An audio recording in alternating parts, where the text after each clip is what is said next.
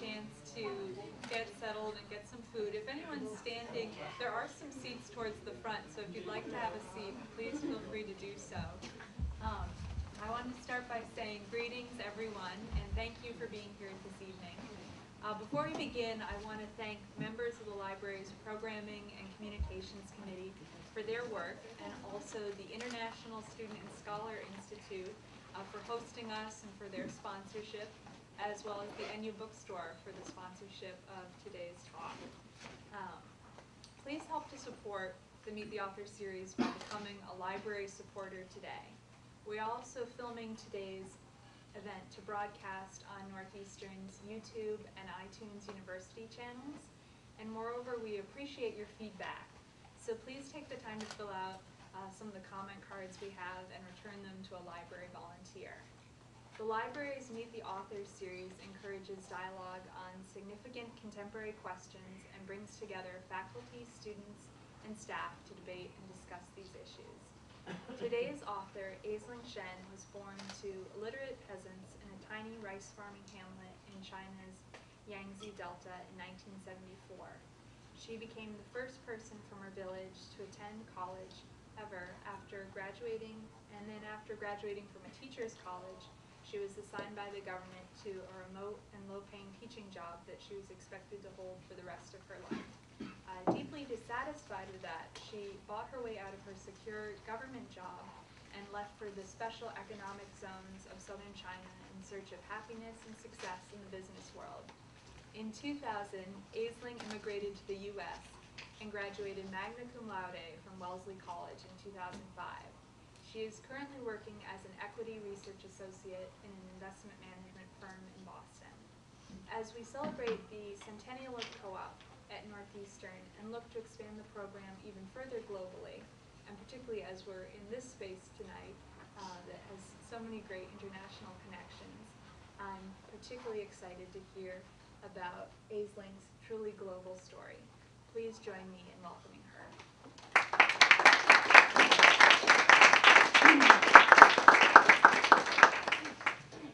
Thanks, everyone. So my name is Aisiling, and so I just took the tea and got here. I just left my equity research job.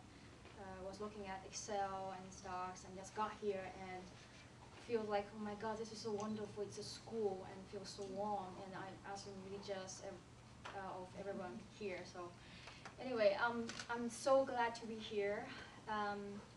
So this book is about my story, my personal story. So it's always very, a little bit emotional, a little, very honored to be invited to talk about myself, because not too many people wanted to hear my story before. I was very much neglected all the way my life. So all of a sudden, people want to hear my story. So it's a little bit a little flattering, also sometimes intimidating. But anyway, so I am going to read the prologue of my book. The prologue is designed to draw people's attention to the book. So I think that it will be a very good introduction of my story. Chairman Lin is telling me his plans to make his company one of China's biggest.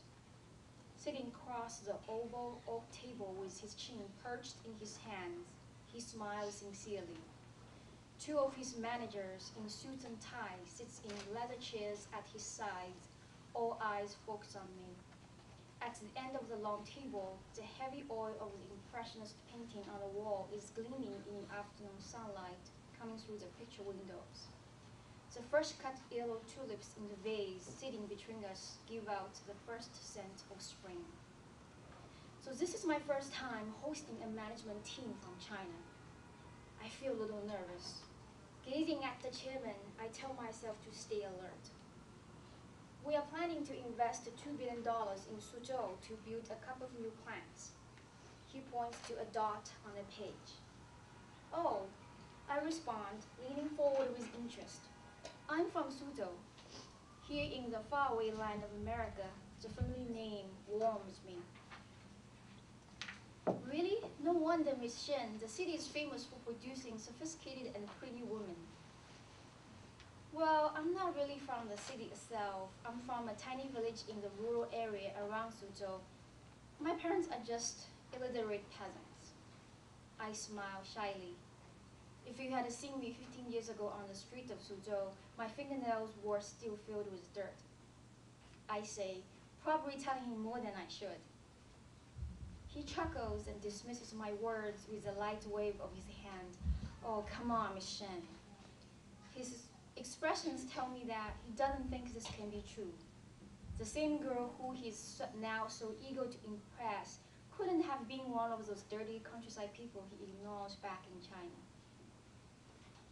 I remember standing outside a big factory in Suzhou 15 years ago in drizzly rain, desperate for a job, when a boss just like Chairman Ling caught sight of me while walking to his limousine and ordered the guard not to let me through the gate. I stood there and watched him get into the limo with its tinted window, never giving me a second look, and zooming away in a cloud of dust. Flipping the pages of his presentation, Chairman Ling continues to speak about his grand expansion plan. I nod my head from time to time, but my concentration is broken. My mind cannot help but drift back to those early years. I think of myself planting rice shoots in the paddies with my bare feet deep in the mud. I can hear the mosquitoes buzzing around my ears and feel the lychees sucking the blood from my calves. I see myself later wandering penniless in the streets. All I wanted at that time was a hot steamed bun. It was years ago, but it feels like yesterday.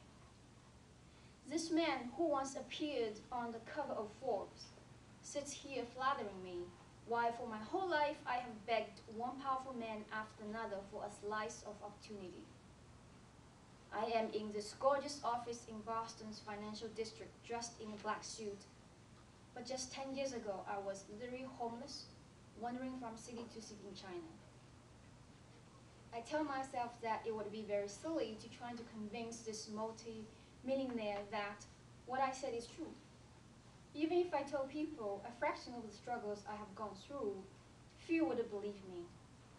I'm only 33, but I have faced enough for 100 lifetimes. This is my story.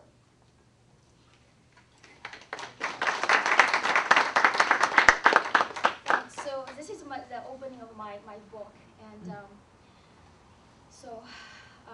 how should I start? So I was born to farmers who actually never went to school, and my mother was a very strong woman, but she never liked me. So I have a younger sister, and somehow she just never liked me, and I always wonder what's wrong with me. So that's the reason that I never really felt good about myself, because when your parents didn't like you, it just makes you feel really bad. And my father was a very quiet person. All he knew was how to plant rice. So our family's rice farmers, and so we barely had enough to eat and everything. And the poverty plus the fact my parents didn't like me, so really made me become a very strong person inside. Same time, really didn't like herself. So all I purposed my life when I was younger was that, okay, one day I'm going to do something and shock everybody that, hey, you know, I am this person who is worth of something. I'm going to show you that you made a mistake by not loving me. So the only thing I was good at was planting rice. The only thing I was good at was doing school, and I was so bad at planting rice. The stuff I planted all died. So that really made my parents really not like me more. So I became the first person who actually went to high school. First person in the village who went to high school, and later on went to a teacher's school in China. So I don't know if you know, in 1980s, going to university was very, very hard in China. I think the percentage is like 0.2%, the people who actually was able to go to university. So I became the first person in this village who went to university, but because of poverty, because I couldn't pay the tuition, so I went to a teacher's university, meaning that the government give you money, give you boarding, so that you can graduate. After graduate, they will assign you to any school they want to, usually a very remote places like farming town or stuff like that. So, but it was such a step up for a poor peasant family. So I became a teacher, and I was only 18 years old, and I was teaching junior high school, and the students was 15, so they were all taller than me. And I was teaching them English, and nobody listened to me, of course.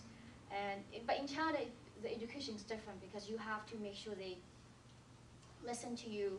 The whole purpose of Chinese education system is that you can pass the national college examination, so you can go to college. Because once you go to college, your whole life is set. You have healthcare, you have government assigned jobs, you have housing, retirement, everything. So essentially that's called iron ball. So the ball is made of iron, it's not to be broken.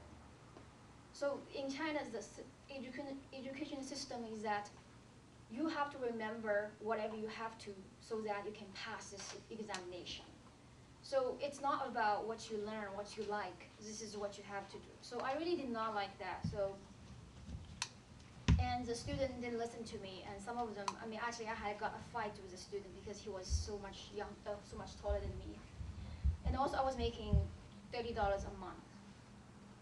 And I realized this is not what I want, because all my life I wanted to make money. And I was so driven by the desire to make money and become successful. So I couldn't do it. So after 3 years, I got into an agreement with the school, telling them that, okay, I can pay you money, just let me go. Because in the system, in Chinese system, once you are there, you cannot just leave, because you belong to the government. So you are just one nail in this big machine. It's running around, and you're not supposed to leave. If you want to leave, you're going to have to pay or do something creative. So I got an agreement with them. I'm going to pay them money the next 3 years. And everybody thought I was crazy, because being from a farmer's background, being a teacher was such a step up. My mother told me that, hey, you must have burned a lot of incense in your last life that you actually can get to this point. So when I told her that, when I told my parents, I want to leave, my father just disowned me. He told me that if you leave this door today, don't ever come back. So I don't care, so I left. And all I had was a duffel bag and a little bit money, and I went all the way to the southern China, the area near Hong Kong. So that's where China started to have the market economy. That's where there's some kind of labor market. There's mobility. If you work hard, you can get paid more. So I went there, and that was the most difficult period of my life, and I just suffered so much. I was an Amway saleswoman. I was literally on the street, from here and there. Didn't have much income at all. I was working as secretary to director. So it was very tough, and I just remember one point that I was living in a slum with another 7, 8 people in an apartment, and I had so many lices on me because the living condition was so poor. So, but I just didn't want to give up, because I was so crazy at that time. I just wanted to become successful. I wanted to prove to my parents that, hey, I am something different. I am somebody you should love. And so finally I find an opportunity. I was working as an importer. I was working as a translator for an import-export company in that area, and they didn't pay me for 3 months.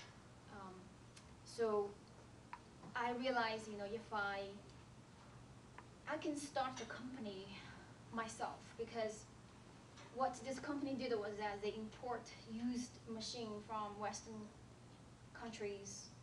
The used one, the machine's used one, is still gold in China. So they import the pile of junks, and through the customs, actually smuggle them. They were not paying any tax, custom tax, so we're smuggling them in at night, and then sell to domestic buyers, and they make so much money. And why I saw that, and I told myself, then why can't I just do something? Because I know I was the only one who could speak English, you know.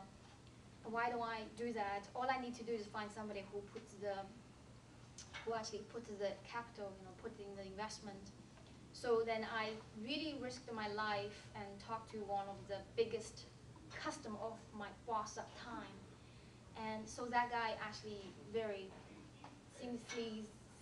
sleazy businessman. He wanted me to sleep with him. Otherwise, he would not to even talk to me. So I did. I did, and so I started a company with him, and I basically started to make money at that time. And finally, I became the successful woman I wanted, and I just gave money to my parents, stuff like that, and they started to love me a lot. But I was very miserable because I was so miserable because finally I had money, and I just don't understand why I'm not so happy because I don't have love.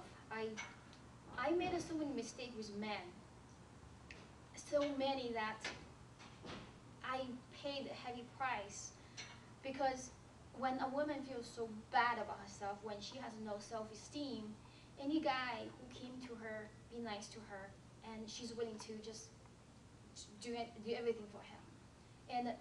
And if you read my book, you'll see that I basically go from man to man. You know, if any man willing to listen to me, I will be willing to sleep with him. And I was just totally miserable person. So I was still looking for love. But finally, I came to terms with my mother because I just learned a very big secret that why she just never liked me. It's something about my biological, the way I was conceived. So I don't think I wanted to tell you everything. That's the thing I'm going to leave out. So finally I came to terms with my mother, and then I went online. So that was in 1997, and I was the very first a group of Chinese who actually went online, and I actually went to Yahoo. I didn't even know what's internet. I went to Yahoo and I signed up being personnel, and I actually got to learn to know this American who was in Boston. And so we started talking, and then eventually he went to China and we got married. So we got married in 1999, and so I came over here in 2000 with him. And when I came over here, I realized, you know, like, American dream is not what you think of, because you have to start from scratch. And especially for me, I didn't have any particular skills. So I went to undergraduate school here. I went to Harvard. I went to other schools. Everybody told me that, hey, you cannot come because you don't have any SAT. You don't have high school, because I was 25 years old at the time. So they told me that, you know, Harvard told me that, hey, but you can apply for transfer. So I told myself, okay, so I'll do that. So I went to UMass Boston because it was pretty easy to get in. And I worked really hard. 2 years, I got 4.0 GPA, and I applied to Harvard. And when I went to ask my professor to give me a recommendation, he told me, you know, you should try this school called Wellesley College. It's pretty good. So I actually applied that as my backup. And then as soon as I applied it, and Wellesley sent me such a wonderful letter, and they gave me very, very heavily financial aid. And so I went to school, and I just completely love it. So Harvard told me no, so that made my decision much easier. So I went to Wellesley. It was 2002, and I was 27 years old, and all the students next to me is like 17, 18, and it was feel very, very weird. But I really, really enjoyed my education over there, because that's the first time I could calm down, so I don't have to survive, I don't have to fight anymore, and that's the time for me to reflect. So that's when I start to write my story, because everything just so inside of me. So I wrote my story when I was in Wellesley, and it took me 2 years, and it was so tough to write because I have to go back and pick up everything. So I basically was in deep depression for a long time.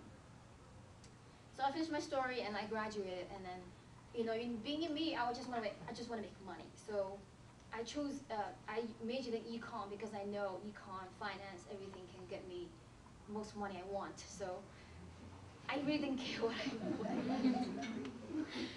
So I'm a very practical person. So I majored in econ, and I went to consulting first for 2 years, and I hated it. So then I went to finance, which is so today I'm a stock analyst, and I have to say that I'm making more money than I wanted, than I expected, but this is where I'm today, so I don't know what's going to happen tomorrow. But the book, so I wasn't going to sell my book or nothing. When I wrote the book, I was saying to tell myself, I just write down. And I never thought of, okay, one day I'm going to publish, because nobody knows me. Why would anybody want to listen to my story, right? But then, when I was working as a consultant, I told myself, why don't I just try, just try, see if anybody will publish it. So I wrote to every single agent, literary agent in the country, telling them this is my story, do you want to represent me? Because you cannot just send everything to the publisher, because usually you have to find an agent first. So it took me 2 years to find an agent, and I was lucky because they don't really represent first-time author. And then took us another year to revise the draft, and then took another 1 year for her to sell the book, and it took another year to publish the book. So that's why the book was published last year in 2009. So I'm not a part-time author at all. This is just something I wrote when I was in school. So this is an additional gift to me that today I actually can talk about it. And it's quite very satisfying to be telling people my story. At the same time, people can tell me that, hey, I get, I'm gonna, when I tell people my story, people is like, okay, my God, I'm gonna work harder now. I'm gonna really try harder, because you can overcome a lot of things you want in life if you try really hard. So basically that's my story, and so I was gonna tell, I'm gonna say, read 2 reviews on Amazon of my book, and you can see how controversial it is, because something I did, some decision I made wasn't that good. So some people really don't like it. So one of the review is that says this is a good one, saying, a wonderful memoir told in such a way that it captivated me from page 1 to the end. The story flows so well, and the struggles the author faced are so unbelievably difficult that I had to remind myself often that the book was about a real person with a real life, not a fiction book. It took real courage for the author to write this book and bare her soul for all to read. I came away with a bit more insight into China, the difficulties faced by her ordinary people, and the realization that we can all overcome our obstacles with enough strength and determination. So this is another one. The title says, Misrepresentation of China and the Chinese People. While I understand the author's struggle to get out of poor and boring lifestyle she suffered all her youth, still I'm very shocked and ashamed by her lacking of moral values. She has no integrity at all, and many of her behaviors are very shameful by any standard. The most important thing in her mind is making more money. For that purpose, she even betrayed her own boss and soul, if she has any at all. Her business success came from stealing business secrets and sleeping with the client. I don't see how this can be an inspirational story. The people she described in her book are not good representation of Chinese people.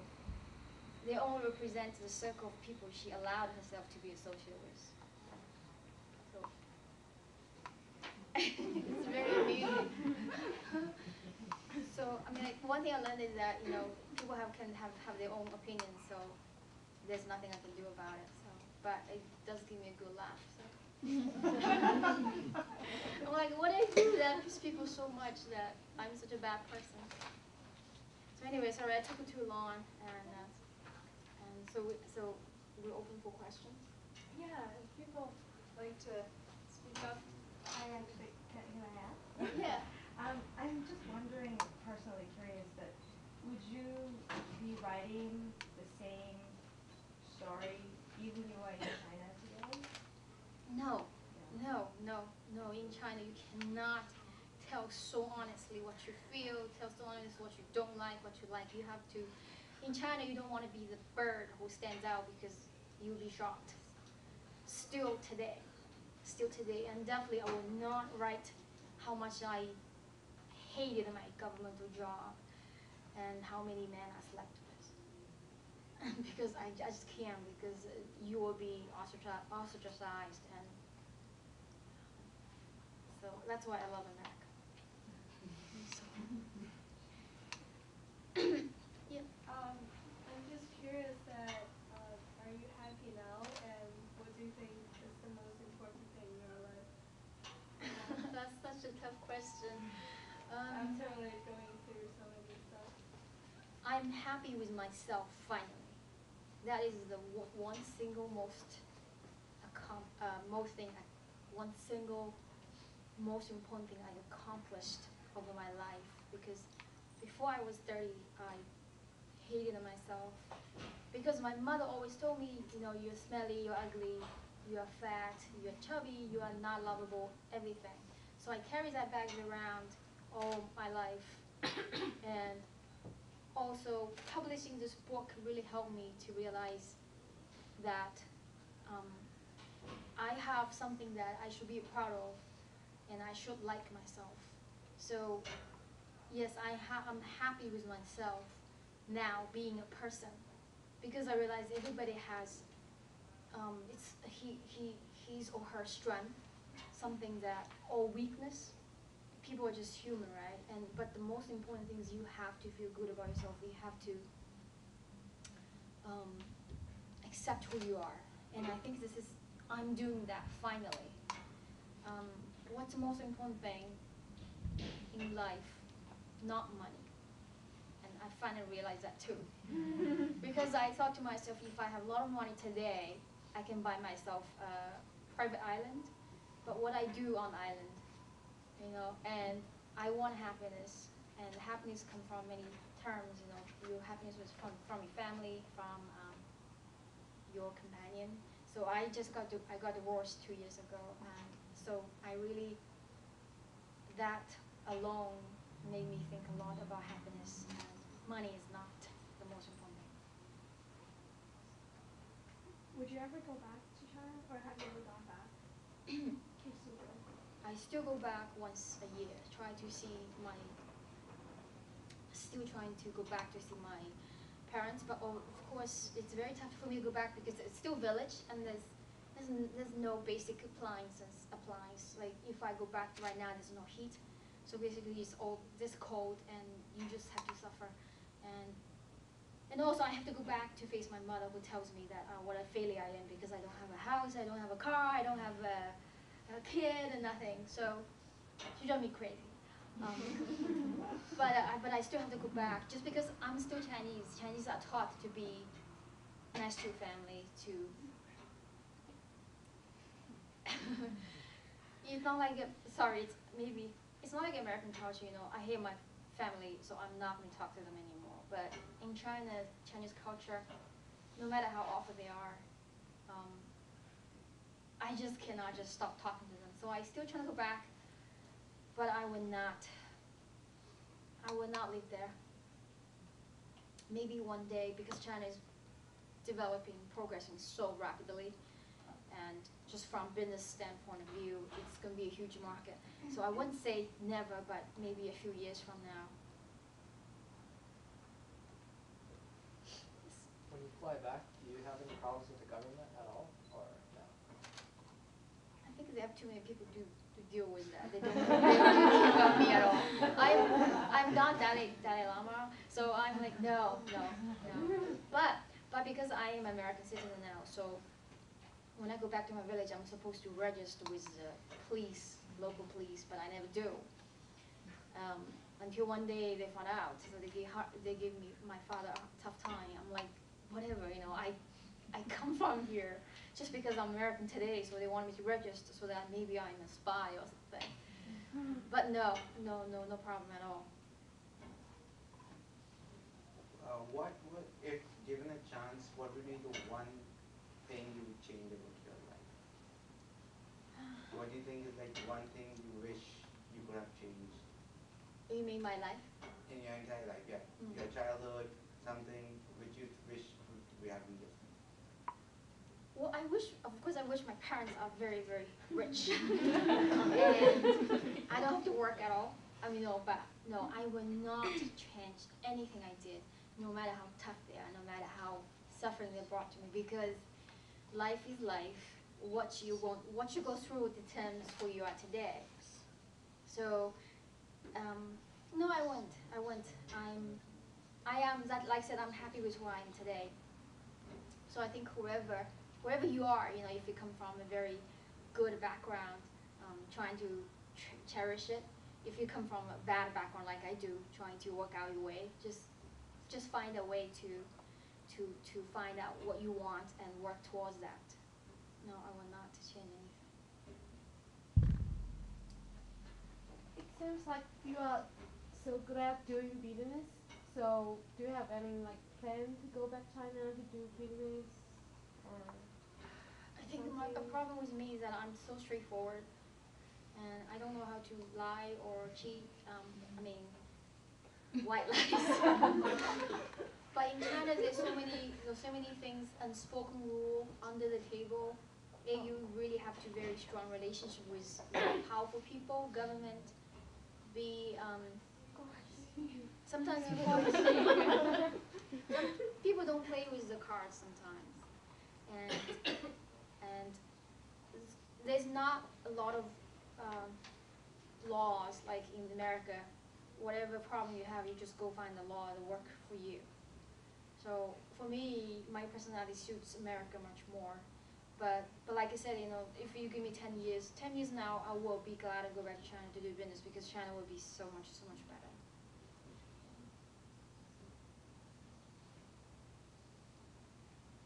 Have you thought about like helping people in the village where you came from?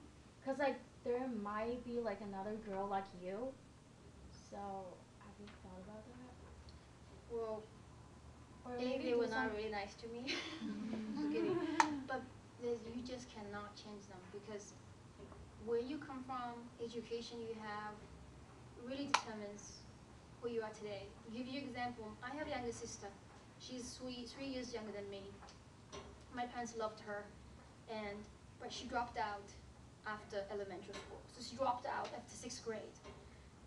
So today she's still in the village. She lives with my parents. She's miserable because A, she doesn't have education. B, she doesn't have the will, or she cannot even realize what's out there for them, because the people in the village, that's all they see, the fields and how people live with lifestyle, so they don't know they can do something else. So for my sister, she's not happy, so I told her, you know, come over here, you know, go learn English. I can support you anything you want. Just, you know, trying to break out this mold. But she just won't do it. She just won't do it. And for the young kids, I would say like just not too many people grow up such adverse in condition like I do. So people are not very much driven. So yeah, when I go back, I really meet people from my village that really want to do something. Most people just want to have a comfortable life, you know, because lifestyle is pretty good right now in China. But that's a good question. I should, because a lot of people tell me, you know, I should give back, you know. Some people even ask me, do I want to be a psychiatrist? And so. Are you religious? wish I am, but I'm not, because in China, when you go up in when you go to school in 1980s, 90s, you're taught not to have any religion. So you're actually not allowed to have religion. Although my mother always go to the temple and, to the Buddha, stuff like that. But I'm not. But I do believe you should believe in something. Otherwise, your life is very empty.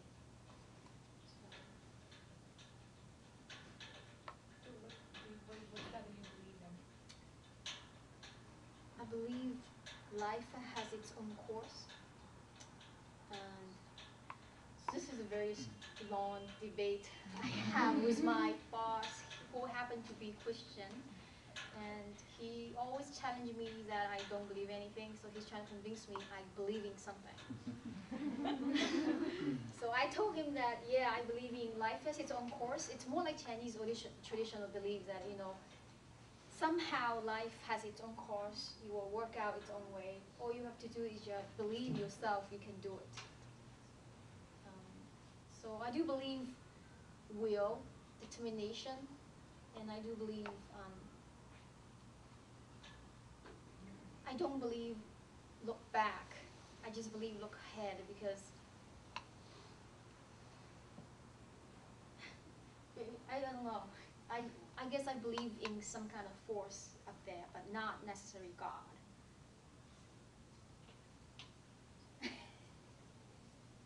Sorry. I'm sorry. I'll go ahead. Yeah, I go already ahead. asked. Through your years of hardship, like what inspired you to leave your village? Do you look up to anyone? Like what made you want to go fight in the world out there? To prove myself that I am worth something. I have value. So just pure drive. There's no guidance whatsoever. No guys, no. I mean, if you go up on a rice field, you literally don't have enough to eat. And in China, if you're a rice farmer, it's so tough for you to move up the social ladder. It's like if you're a rice farmer, you're a rice farmer forever. All you have to be good at is planting rice. So there's no guidance or nothing. I think the pure drive inside of me is that I want to prove that I have my value. And particularly I want to prove to my parents that, prove to all the villagers, I'm not this ugly, smelly, chubby, unlovable girl. I wanted to prove to them like, hey, I'm smart, I can be successful, and I can be pretty, and I can do something that normally people wouldn't do. So I don't know, I just follow my desire, and I don't know exactly what I want to do, but I know that I'm not happy with what I'm today, so I want to change it. Yeah, that's about it. So. Okay. Yeah, I'm just happen to be working with the students. I'm just wondering if you have any. Well, your way of living is definitely wisdom for many of us. But I'm just wondering if you have any one suggestion or recommendation for today's young college students to, if you have any personal suggestions. I would say just enjoy life. Okay. I work too hard. I'm sorry, I mean, like, I should tell you I'm so proud, I did so much, but I realized my life was such a miserable suffering. I was constantly trying to survive. What's tomorrow? And at one point, I told you, like, I was homeless. I didn't have a penny on me. And people were just targeting me on the people who actually rob money from you. I was walking on the street and I was trying to sell my blood for money. It was very, very tough. So, and nobody loved me because I wasn't talking to my parents at all because they disowned me. So I was in this big city in China alone, no money, no place to go. And it was so tough. And so I'm jealous of today's students. You are here. You are learning. Learning is the most enjoyable thing you can do. And if I'm given the chance to do again, I will be a student my whole life. I mean, think about how many things you can learn. And you don't have to worry about making money. I mean, maybe you do, but you don't have to worry about, what's my next month's rent coming from. And some of you even lucky you have parents who actually support you on education. So what I do is that be happy and don't think to yourself, okay, I want to be a football player, I want to be a cheerleader, I want to be so, date a lot of people, stuff like that. Just be happy with yourself because you are in the best place in your life right now. And learn. So, I have a question. Yeah. It seems that you have been given to because your parents didn't love you. So maybe it's a good because they didn't love you, you achieve something. Right. If they would actually love you, then you're going to be as your sister. Exactly. Still there. So you have to be grateful to your parents.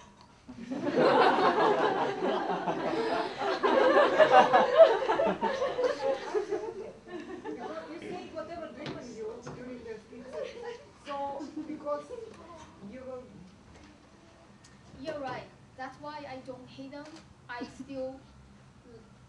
End of last year, I got my bonus from work. I mailed 80% of that bonus back home, so that they can buy a new house, live better life. I don't hate them at all, just because that this is how it is. What I suffered actually helped me become who I am today, and I'm just happy I'm strong, and I can deal with a lot of anything happens in the future. And so the other person asking me if I want to change anything. I don't want to change anything. But doesn't mean I have to be grateful to them because they didn't give me a very good childhood, and I think that a lot of poverty around, but doesn't mean parents should not be loving the children. A lot of poor kids is still so happy because they have their parents in love, and they turn out to be a very, very happy people. And I have to say that kids are the most vulnerable group, and kids who have bad childhood most time turn out not to be a very, genuinely happy, successful person. And I'm happy I'm not screwed up. And I'm happy I'm not in prison or rehab or something. But doesn't mean I have to love them. I love them, doesn't mean I have to be so grateful to them. And besides, my mother's driving me crazy right now. I can't. And it's a dilemma. It just, no matter who you are, you always have a situation like that you have to deal with, right? So, yeah. It seems like for the majority of your life, you're driven by situations of adversity. Now that you've gotten to a point where you're relatively comfortable with your surroundings and your life, what is the single driving factor? What drives you now? That's a wonderful question because I'm always asking myself why I'm not working as hard as before. And I work 10 hours every day, and as soon as 10 hours, and I just want to get out. But if it was the person before, I would be working like 10, 12, 15 hours straight, just so that I will feel better. But today I realize life is not just about making more money. Life is about feel good about yourself, trying to learn stuff more. So I have a life now. So I play squash, I go work out, and I socialize, and I come here, and I go to networking, and sometimes I do painting, everything. So I am not as crazy before, but I'm happy. So the single most fact today is that find happiness, not just financially, also mentally, and also hopefully I'll find somebody who I can share my life with. But don't be disappointed because I'm still working very hard. Yes. Do you think your story in your childhood is representative of for the most of the girls from the rural village in China? No. No, and I think that I'm lucky enough that some things actually worked out for me, so I am here today. Most girls in rural China, they are still stuck in the rural village, or they can get to the point that they can become a teacher, they become a government worker, so they have a very stable job. But that's it. So when the classmates I had when I went to the teachers college in China, today they're still teachers. So they have been teachers since 1993, and they have family, they have a condo, they have, actually some of them have car. So they are very happy. But for me, it's not the life I want. So I would say no, I don't think my story represent the rural village girls at all. But I believe there will be more of them like me. So does that answer your question? Hey, come on, you don't want to know more about me?